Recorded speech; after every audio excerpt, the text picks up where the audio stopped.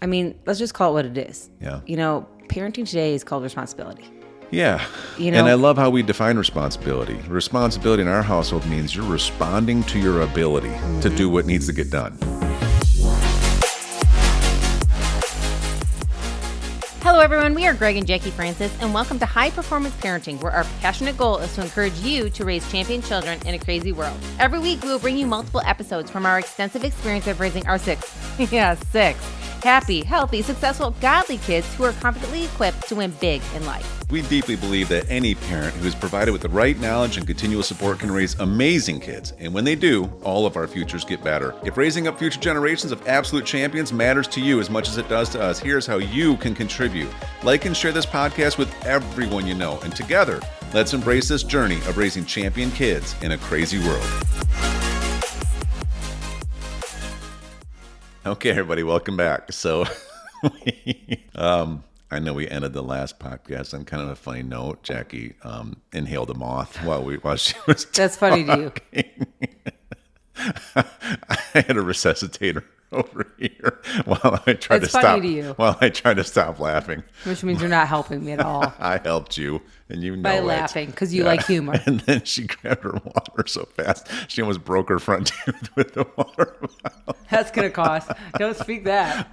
I don't know if you guys, for some of you out there that have never done a podcast, how we typically do is we'll record like 3 or 4 in a row, while we're sitting here, and it's the way for us to manage our schedule. I know we release them like Monday, Wednesday, Friday, but I mean we've done 6 today, and so we're getting at the end where it's like your tongue's starting to swell. Well, now they're going to get the good stuff. This is when the good stuff We're getting a comes little out. slap happy at this point.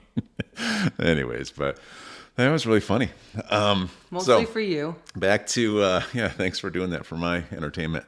Back to, we're going to wrap up this series of just some philosophies that have really helped shape how we not only do sports, but just do life around our house. And I don't know, I think there's a real power in having go-to statements that get reinforced. And we kind of ended talking about, we can do hard things and just the proof that gets built.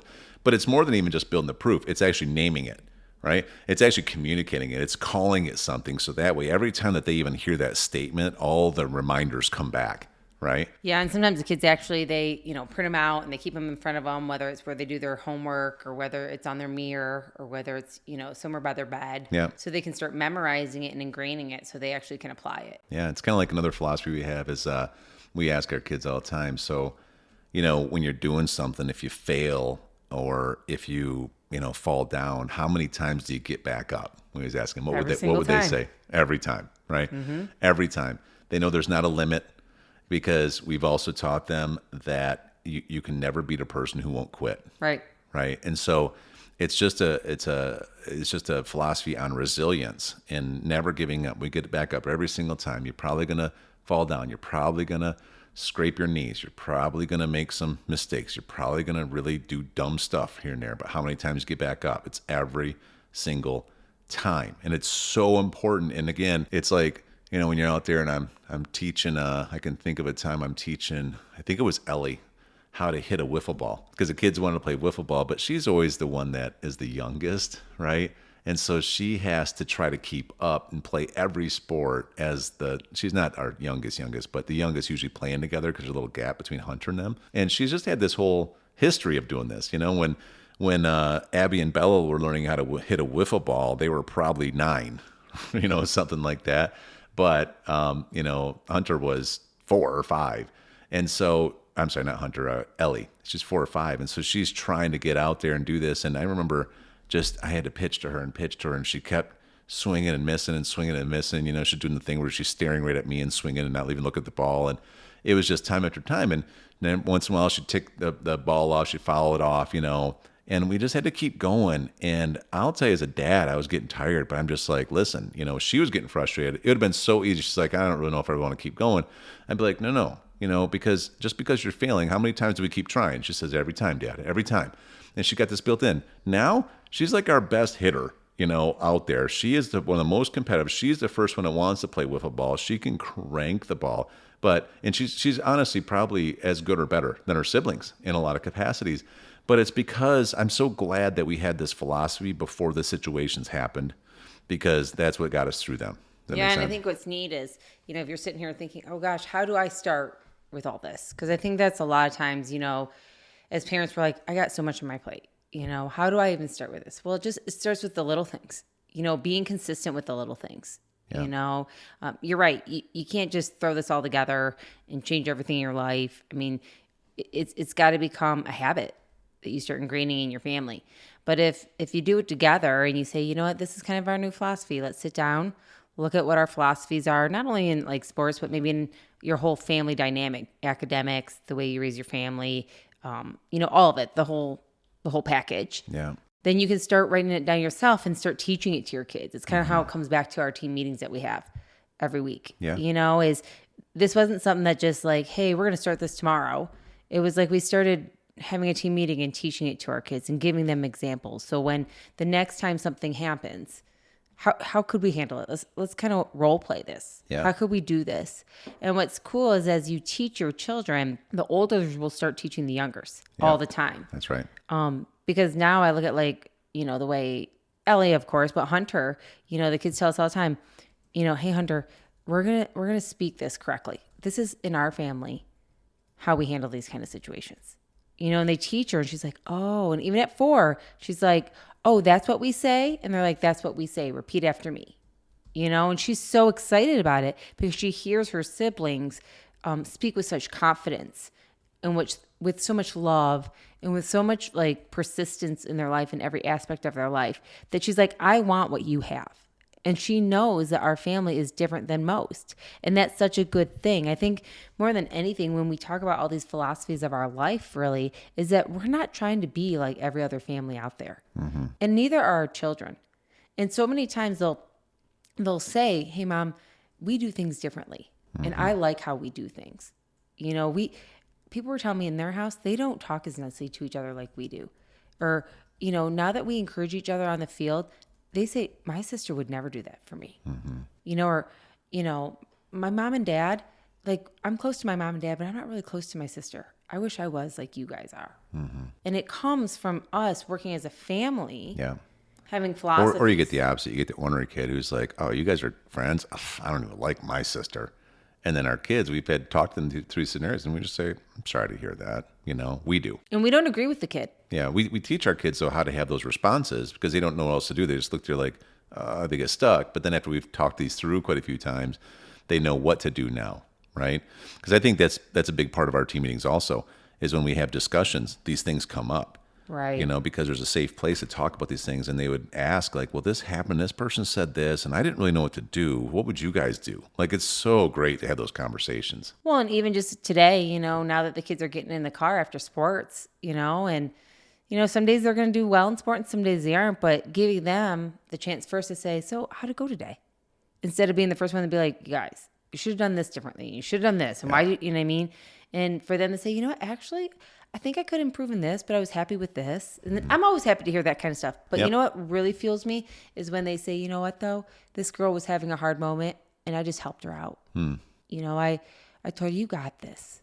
Like I've seen what you've been doing today and you can do this. Yeah. Or they have snacks in their bag and they told me one coach came up today and gave cookies to all their team and said, well, you're not on our team, so I can't give you one. Yeah. And our kids were like, maybe we should bring cookies and show everybody how we give them to everybody. Maybe. And I'm like, you know what?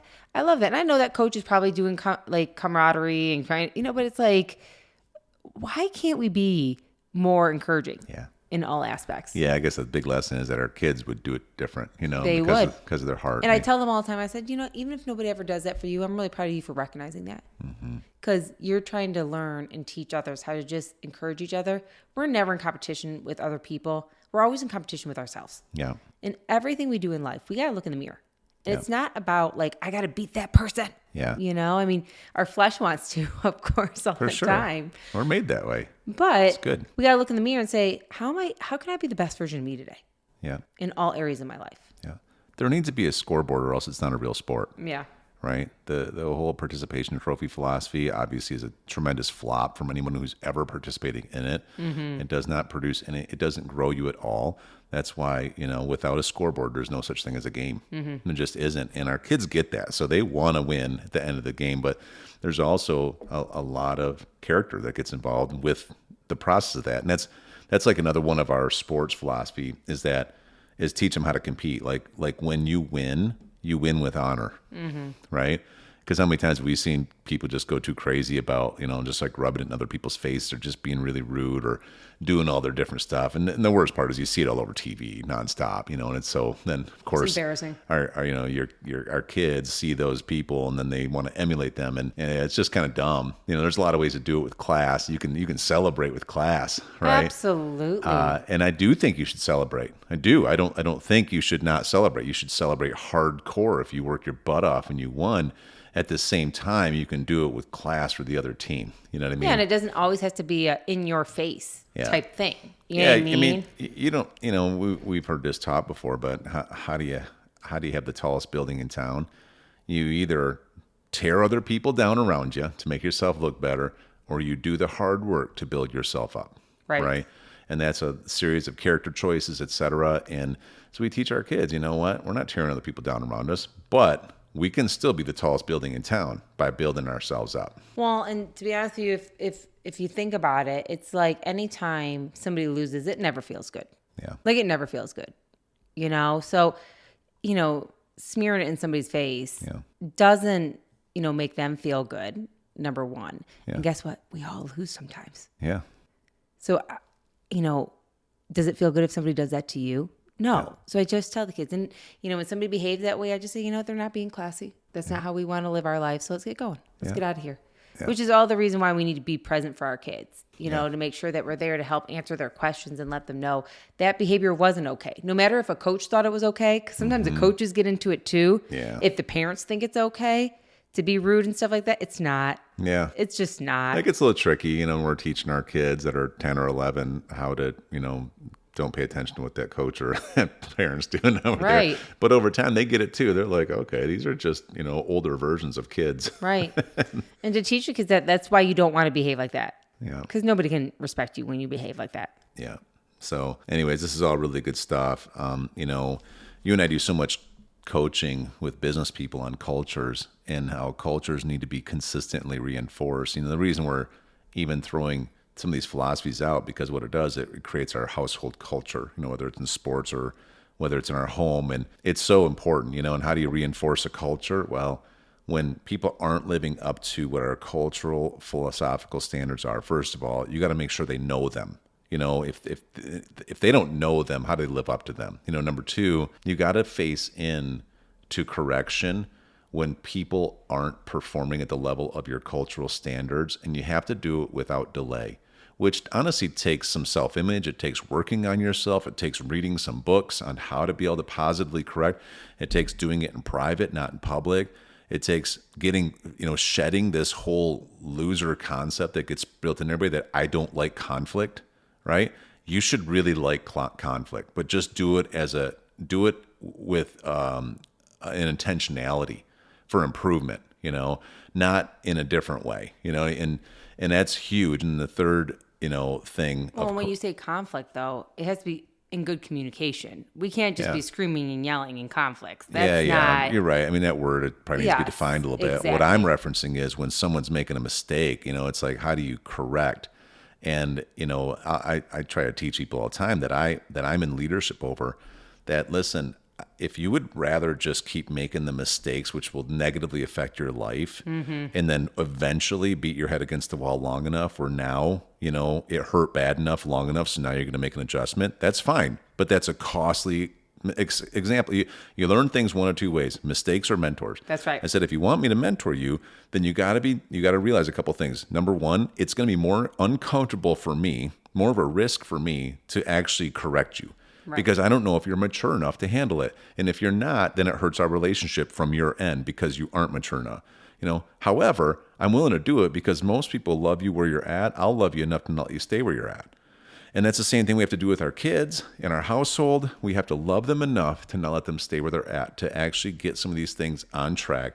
And we have to do that extra work, but we got to face into it. And it does take energy. It takes some skill. It takes just getting your heart right about it. It takes growing in patience. It takes learning how to take some deep breaths, And being responsible. I mean, let's just call it what it is. Yeah. Parenting today is called responsibility.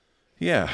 And I love how we define responsibility. Responsibility in our household means you're responding to your ability to do what needs to get done. And some days it's more fun, it's easier, and some days it's not. Yeah. And the last thing about reinforcing cultures is that you have to verbally and publicly edify for performing the standards. Correct. Which is we do just along the way, but there's power in us doing weekly team meetings where people get to actually edify each other. Our kids get to edify each other for the things that they know are standards.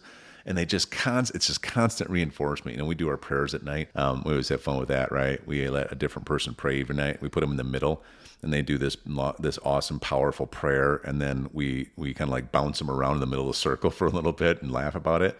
And then we get in a circle and do like the whoosh, whoosh thing back and forth. And we yell Team Francis. Though, you remember, we always... Yeah, so after they get on their prayers, we all put our hands on whoever's in the middle, and we all say one thing we love about them. We love about them. We're very proud of them about, right? And it's so funny because obviously the rotation is every 8 days in our family, and everybody is so excited for both to pray. Yeah. And through the years, their prayers have just been, growing in levels that you should hear Hunter pray right now. 4 years old. Such an amazing princess warrior prayer partner for all of us. But they all love to pray, and they all love to speak in the Word and in the Holy Spirit when we're praying. And they all love to hear something about themselves that everybody cares about them for.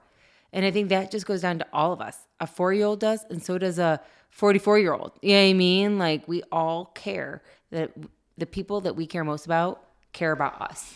And I think if we all understand that it takes a community to raise amazing champions, then we will reach out to other people to help reinforce some of this stuff. Right. We'll get down to it at some other time, but like even how we do birthday parties for our kids, there's no randomness to it. The way we plan out to celebrate our children, and more important, the words that are spoken over our children the day of their birthday from those that we love and trust to speak over our kids has changed the direction of what they're doing and what we're doing every single year. And someday maybe we'll get down to that because we know how important the power of the words are. Right on. Yep. Well, this was great. Yes. We'll do it again. Yeah. Glad you didn't choke on a moth this time. Don't want to talk about it. We should talk about it some more.